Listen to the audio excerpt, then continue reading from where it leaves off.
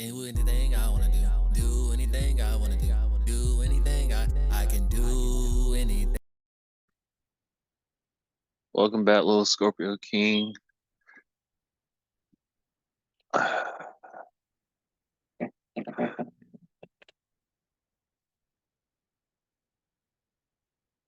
right, welcome back to Let's Help You Grow Now, because I'm here to help you grow now. I'm going to do a reaction to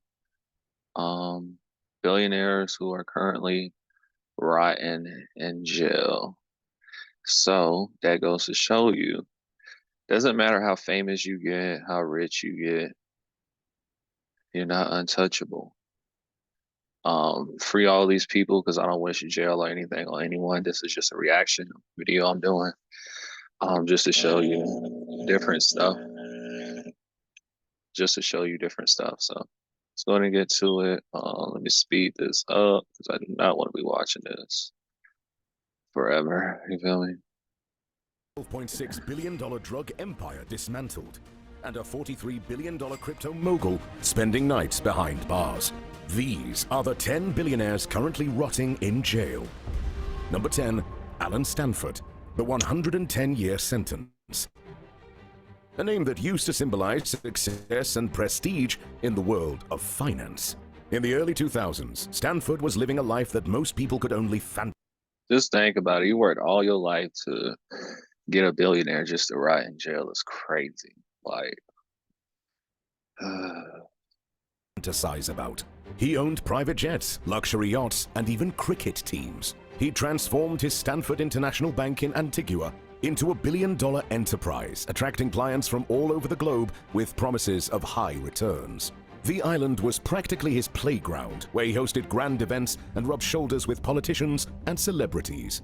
But behind this facade of wealth and sophistication lay a $7 billion Ponzi scheme.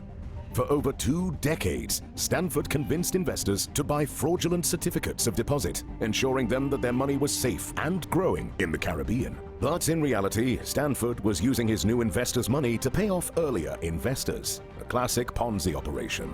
When the scheme finally collapsed in 2009, thousands of people lost their life savings.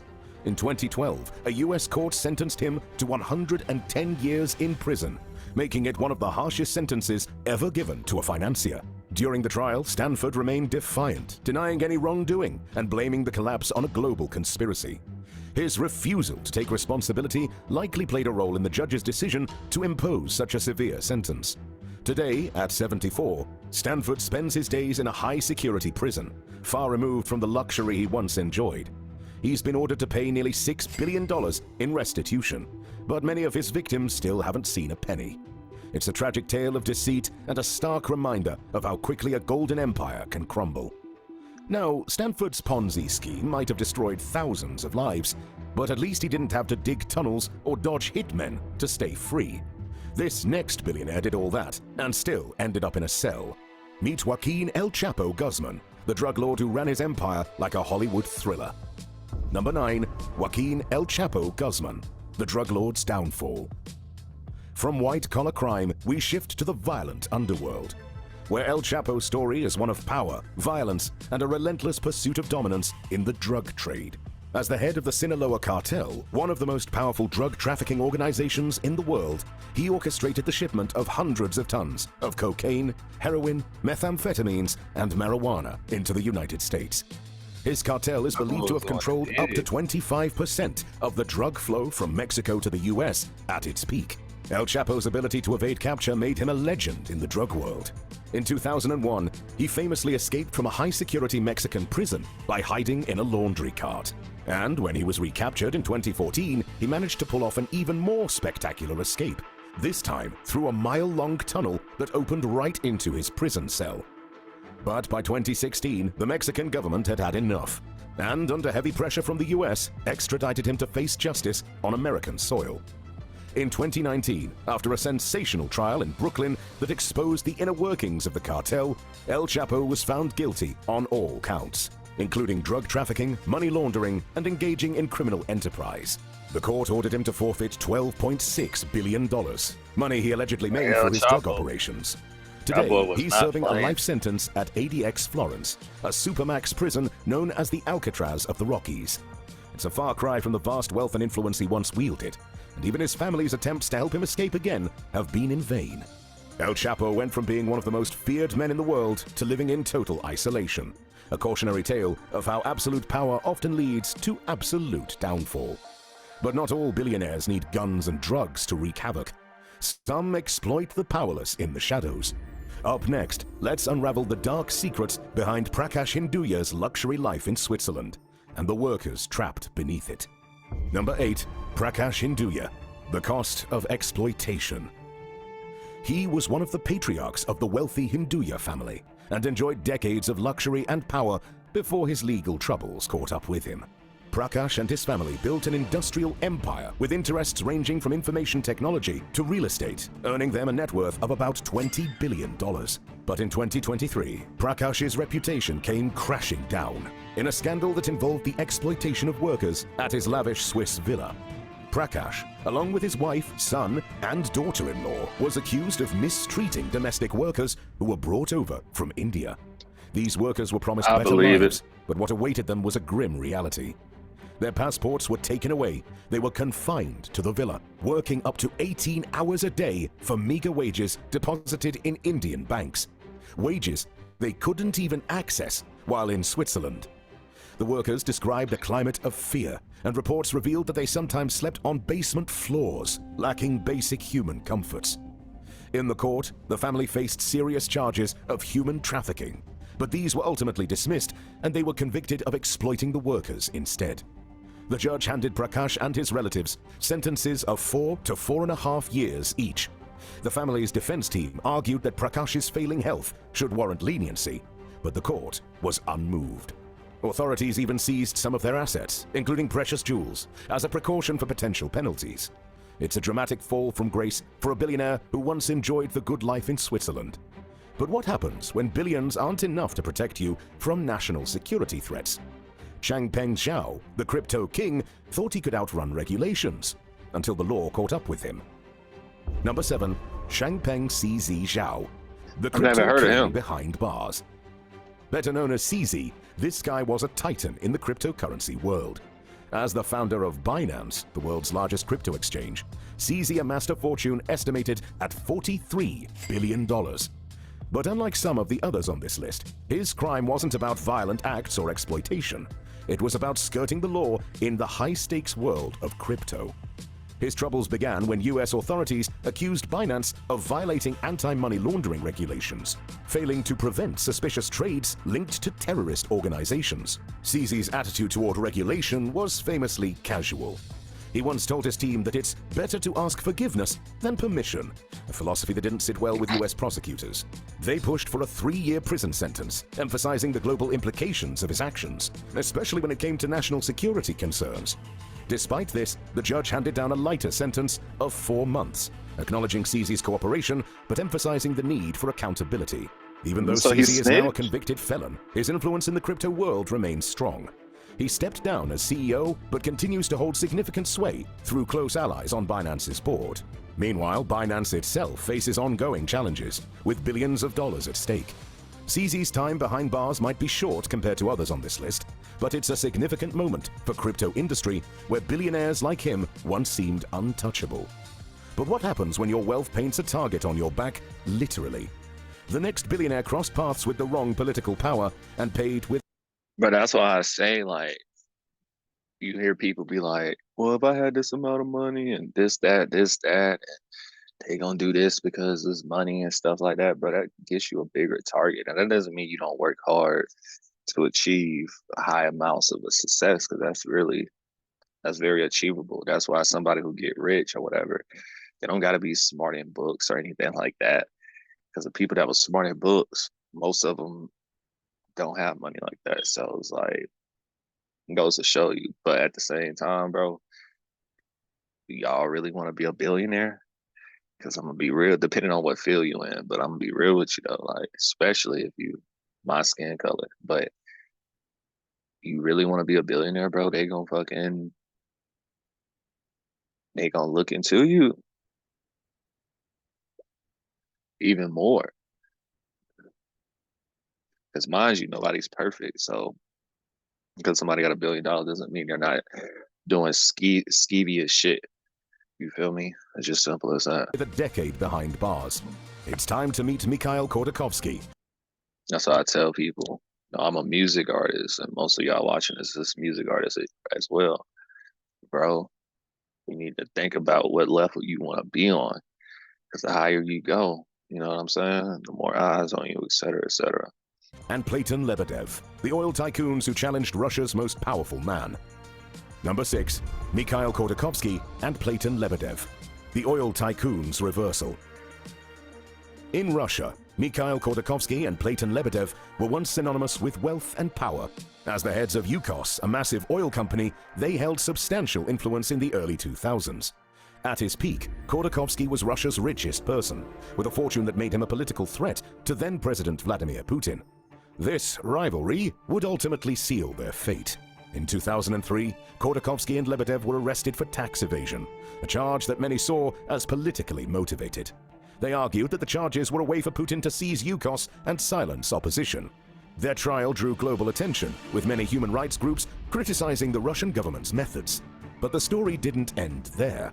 Just when they thought they might be released in 2011, new charges of embezzlement and money laundering were brought against them, extending their prison sentences. In 2013, in a surprise move, Putin pardoned Khodorkovsky and Lebedev was released a year later. While they were no longer behind bars, the decade they spent in prison deeply scarred their lives. Yukos was dismantled and absorbed by state-controlled firms, and Khodorkovsky, once a symbol of Russia's capitalist success, became an outspoken critic of the Kremlin. 10 years of hard labor couldn't crush Khodorkovsky's spirit, but not every billionaire gets to leave prison with a cause. Some just leave with their reputation destroyed. Next up, let's uncover the tale of Raj Rajaratnam, a Wall Street wizard who thought insider tips would make him invincible. Until the FBI came knocking. Number 5, Raj Rajaratnam, Wall Street's infamous insider. This story is a tale of high finance gone wrong.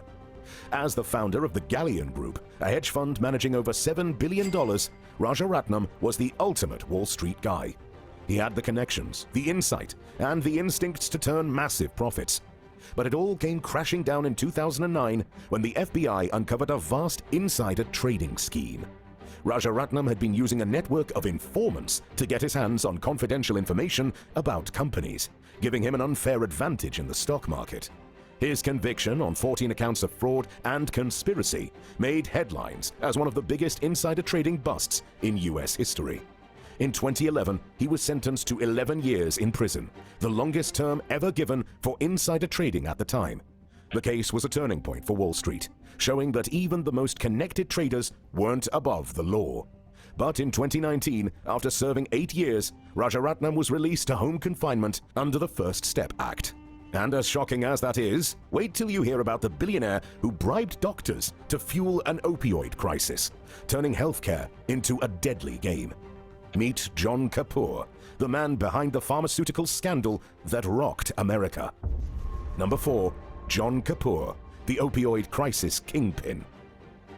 The founder of Insys Therapeutics wasn't running a typical pharmaceutical company. His business was built on a dark secret, bribing doctors to prescribe his company's powerful fentanyl spray, Subsys, even when it wasn't medically necessary. The aggressive marketing tactics and kickbacks played a role in fueling the opioid epidemic that devastated countless American families. Kapoor's downfall began when federal authorities launched a criminal investigation into Insys practices. The evidence showed how the company pressured doctors to prescribe higher doses of the addictive drug, leading to a surge in misuse and overdoses. In 2020, Kapoor was sentenced to 5.5 years in prison, becoming the first billionaire pharmaceutical executive to face such severe punishment for his role in the opioid crisis. In a twist, Kapoor was granted a transfer to home confinement in June 2023 due to the impact of the COVID-19 pandemic on prison populations. But our next billionaire went further. He flouted election laws and committed immigration fraud. Meet Hui Qin, a Chinese billionaire who thought aliases could buy him freedom. Number 3, Hui Qin, from billionaire to exile. This guy once enjoyed a life of luxury between Hong Kong and New York. But beneath his lavish lifestyle lay a network of fraud. Qin used multiple aliases, including Muklam Li, to deceive authorities and hide assets. In one scheme, he reimbursed straw donors to secretly funnel political contributions to US candidates, violating election laws. He also submitted a fraudulent green card application, lying about his use of aliases. Under one false name, he transferred $5 million from China to the US and used part of it to purchase a luxury Manhattan apartment. Qin even traveled from New York to Florida to illegally obtain a driver's license using false information.